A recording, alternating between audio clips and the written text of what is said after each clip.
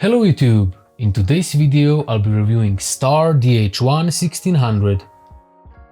People from STAR contacted me and asked if I would be willing to do a review of this flashlight. They sent me this torch free of charge, and this video is not sponsored, so I'm free to say exactly what I honestly think about it. As with all the products I review, I really took my time to test it properly. It came well packed in this box, and this is what the original packaging looks like. Inside the package you get the light, a battery charger and a lanyard with a spare on-off switch and spare O-rings. You won't be able to turn the torch on until you remove this blue plastic piece which blocks the power for safety reasons.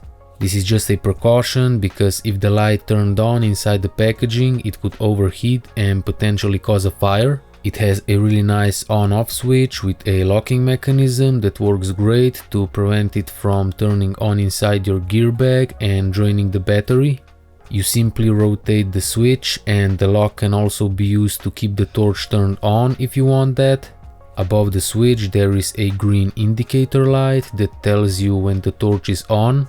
Charging is very simple, you just insert the battery and a blue indicator shows that it's charging. Once the battery is fully charged, all 4 indicator LEDs light up. Now let's see how it performs underwater. The lanyard does exactly what it's supposed to do and prevents the torch from falling. This is how the light looks from a fish perspective inside the hole.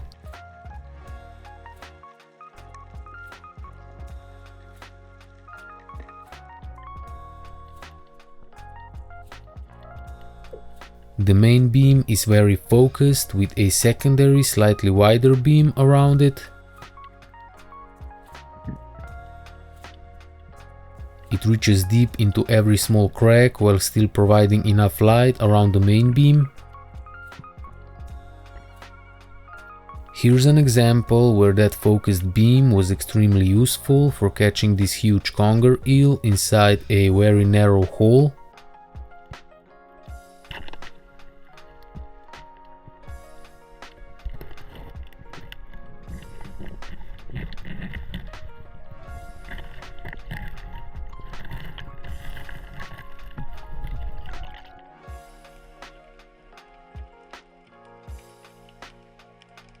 It also has enough power to illuminate large holes since the light bounces around inside them anyway. This particular hole is about 5 meters long and I was able to clearly see every important detail.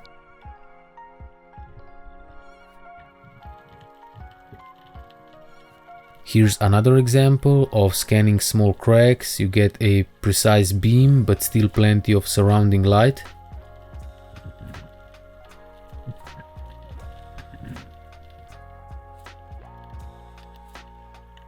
This is an example of scanning holes at greater depth where there is much less natural light.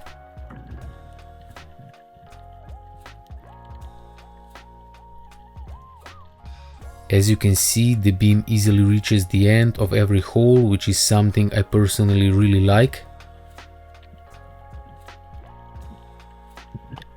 Here is a night test outside where you can see that it illuminates a fairly large area without any problem.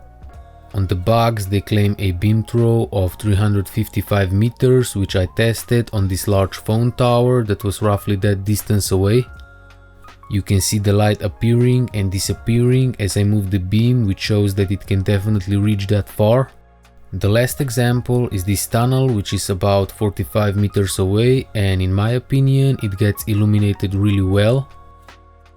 I even ended up using this torch for a few professional interviews I filmed last month. We had to use a room without windows and I ran out of proper light when I remembered I had my diving torch in the car.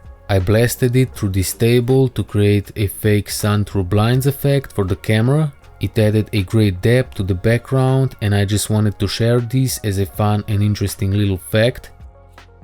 Thanks again to STAR for sending me this torch, and yeah, if you know somebody who's spearfishing or free diving, this would be a great Christmas gift.